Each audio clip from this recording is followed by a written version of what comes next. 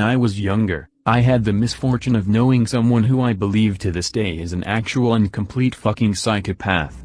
I'll just call him Frank. I met Frank in an after-school day care in 2nd grade and we were insta friends. He was actually the only friend I ever had there. The owner was a shithead who encouraged kids to bully each other for entertainment. She's in jail now, so no other friends were made. 3 months later, in the summer between 2nd and 3rd grade, we had a field trip to the local pool, and Frank and I were just doing our thing. Then he stops talking mid-sentence and stares out into to open. We were having a pretty mundane conversation too. I don't even remember what it was. A flash of rage crosses his face, subsiding to a calculating expression of premeditated violence. Fucking screw.tiff. Another flash of rage, and he punches me in the face. We were in the deep end, and little me was pretty weak. He presses his thumbs into my larynx and holds me underwater. I remember holding my breath, kicking him, trying to move his arms away, and worse yet, I remember seeing his face through the ripples. I feel like he was just gazing down at me, blankly.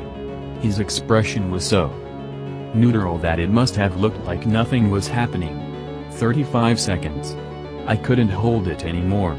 Then I remember more splashing, frantic, feet and fists flying around me. An older girl dragged me out of the water at the last second while another boy my age wrestled Frank off of me. Frank fought back, and the other boy broke his nose.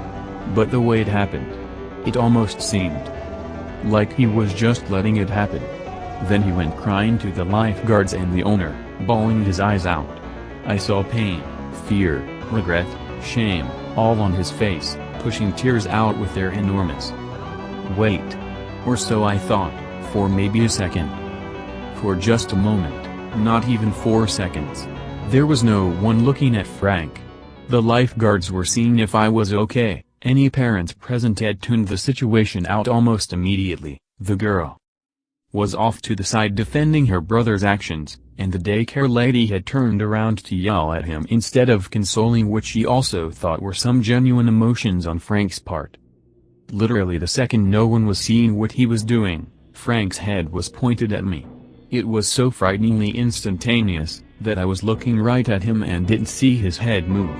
It was there, and then it was there, no apparent motion in between. He was blank again, no emotions, no sobs, tears drying on his face. That look slowly turned back into that expression of calculation. Brows raised, chin up, sides of his mouth tense. The face of premeditated violence. I was so scared, I started crying. And then, as the daycare lady began turning back towards him, before they should even have been able to see each other, he looked up at her and resumed his sobbing. Everyone believed his side of the story, that I had dared him to hold me under to scare the lifeguards. No one believed me, or the older girl, or the other boy. No one. It's been over 10 years, and there is still no one on this earth that I fear more than Frank, and nothing I remember more clearly than that day. And the worst part is, I have more Frank stories, if anyone wants to hear them. That was just the first. Grade 4 was the next time I met Frank. He was in my class. I begged and begged the principal and the counselors and just about anyone who would listen to put me in a different class. Whenever saw Frank, he was staring at my friend, who we shall call Jane. Every time she caught him staring, he didn't quickly look away like any other 4th grade boy who was just discovering dames. Ain't so bad, you knows? If anything, I think this was his version of a first crush. But he would never avert his gaze. No matter how many times she caught him, he would just keep staring. He would never stop until a few minutes after she would try to make him stop. I remember during recess one day, he walked up to her and asked to speak to her alone. Some of her bratty little girl friends heard this and made their usual oh, a descendant and yet polar opposite of boys have coaties, so she felt pressure to go and talk to him. Jane's friends walked away, and I just stood there, watching them. Frank whispered something in Jane's ear, and she looked terrified. She stood there, tears in her eyes and total shock on her face. Frank stepped towards her, pushing his chest out and looking angrily down his nose at her. Her feet were glued to the ground, and she was just staring back at him, seemingly afraid to break eye contact, sobbing quietly and looking terrified. I couldn't move either. I was too shocked by what I saw to step in. After a full 30 seconds of this, he smiled and bade her a polite bye-bye. He walked away and she ran towards me, burying her face into my shoulder and sobbing. First time I ever touched a girl with repulsing in horror, BTW, Q's you know. Elementary school. She wouldn't tell me what he said. She didn't speak to any other students for the next 5 days. Then, she was moved to a different school, and my wish to change classes was abruptly granted. I had no Frank to worry about. I still saw Frank around the school and whatnot, but it was years before he paid me any attention again. He had plenty of friends by 5th grade, and he was smiley and nice and acting normal, and so at the time I thought he was fine. Jane on the other hand, I was always suspicious, always worried about what had become of her. The next time I saw Jane was a full 7 years later, in 11th grade. She didn't look anorexic or anything, but she was so small and delicate. I talked to her for a few hours, and we caught up with each other on everything that happened since then. Mostly she had a nervous frown on her face, avoiding eye contact and speaking softly. She looked down, stroking her hand across her opposite shoulder whenever she spoke. A couple times, I put my hand on her shoulder or I said just the right thing, and she'd smile and chuckle a little bit. There was a lot of small talk, but we also told each other where we had been since grade 4. I stayed in the same town, same school system the entire time. She always missed her friends here, and the day that Frank died, she and her parents started making plans to return. She had taken the rest of grade 4 off, and it took months for her therapist to get her to repeat Frank's words. She still won't tell me what he said. That was the only time she ever repeated it. She was homeschooled in grade 5 and 6, on the other end of the province, and after that she went to a normal school and had some normal times. To this day, she is incredibly timid, except for a few moments we've had, but still very happy and stable. The only lapses in her mental stability seem to be when someone mentioned Frank, psychopaths in general, or, worryingly enough, rape. Then she gets paranoid, and stays that way for a few days. Not even Frank's violent demise stopped her from having one more encounter with him, but if I say more, I'm gonna tell the stories in order, so that comes later. More Franks? More Frank? In grades 5 and 6, I didn't pay much attention to Frank. Everything I remember him doing in that period was pretty normal. He went everywhere on a bicycle, had his first girlfriend, I think he was on a soccer team or something. I didn't talk to him, but he had plenty of friends and seemed well adjusted. Maybe he just had little boy problems. I think we all remember 2 or 3 little boys with anger problems when they're little, that kinda just go away eventually. I totally thought that was the case with Frank.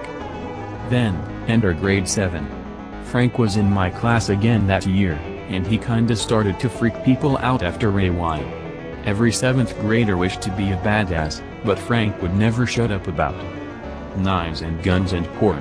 Everyone, including his friends and even teachers, started getting really scared of him again. Being fairly nice for a 12-year-old, I figured he just needed someone to spend time with, so I volunteered some afternoons and we hung out a few times a month. He had a much better home life than I would have thought. His dad died when he was little, but his mom was a lovely lady. After being a guest in her house, I could understand why your mom jokes made Frank so angry. Things were good.